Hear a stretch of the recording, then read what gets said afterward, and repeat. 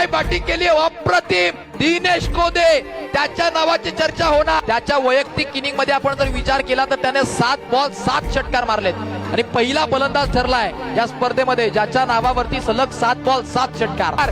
त्याच्या नावाचं वादळ मैदानाच्या आतमध्ये घुंगावायला सुरुवात झाली.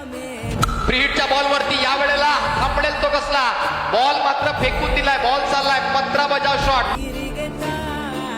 यावेळेला फुल टॉस, वा स्ट्रोक स्वीप, कमालीचा स्ट्रोक, त्याचा ट्रेडमार्क. बॉल चाललाय सरळ सीमारेषा पार. आणखी एक हॅट्रिक मैदानाच्या आतमध्ये कंप्लीट केली जाईल का?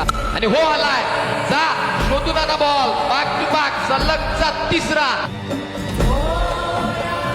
याही वेळेला वा काय स्ट्रोक खेळला अप्रतिम. क्षेत्ररक्षक प्रेक्षक बनून राहील, निघून जाईल बॉल.